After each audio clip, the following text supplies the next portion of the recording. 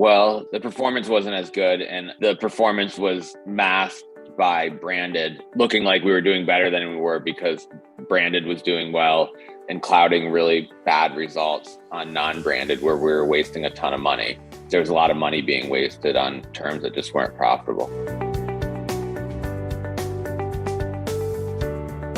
Now we have a much more organized system of branded and non-branded, and also paying close attention as we go along to keep making negative keywords to ensure that more branded ones aren't slipping in, because that's what always happened. When I looked at our last agency, I noticed a lot of branded terms had slipped into non-branded because it wasn't kept up with to keep making negative keyword matches. So I believe now like our branded is true branded and our non-branded is true non-branded, which makes for a lot more efficient ad spend when you can separate those two completely.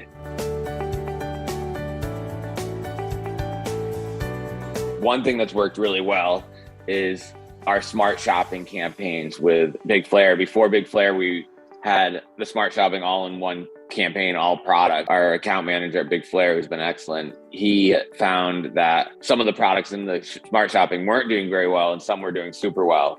And overall, the campaigns were doing all right.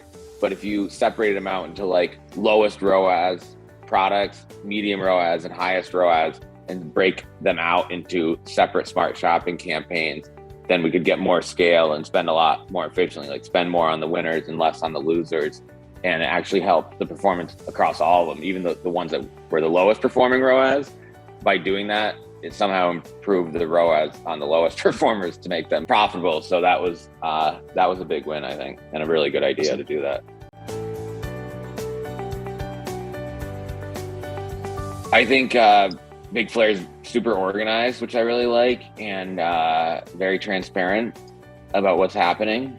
And I think not trying to mask things, as I mentioned earlier, with branded, making everything look like it's doing better, which I found with Google a lot of times is what happens is agencies mask the performance with branded. I've been with multiple agencies where that actually happened. And I don't know if they do it on purpose or they're just disorganized, but I think Big Flare is really organized, which helps with that. So the organization, and also I've been super happy with our account manager, who's a really smart guy and on top of things.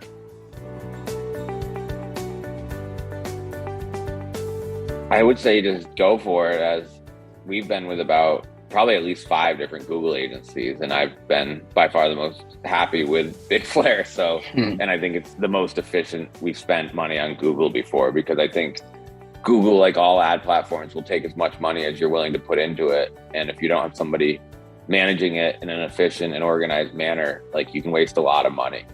Like really quickly if you're at scale. And so I trust our account manager at Big Flare to make smart decisions. And when I look at the account and like look in depth at things, like it looks like he is doing that.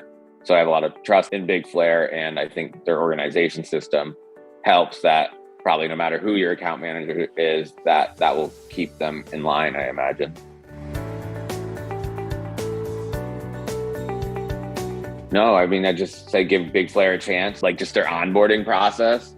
In the first couple of weeks, I was like, oh, okay, we made the right decision, just seeing how organized the onboarding process was. So I say, give Big Flare a shot. And I think that in the first month, you'll be impressed compared to the average agency we've worked with, of just like that onboarding. So that's a lot. So I say, yeah, give them a shot. You've got nothing to lose.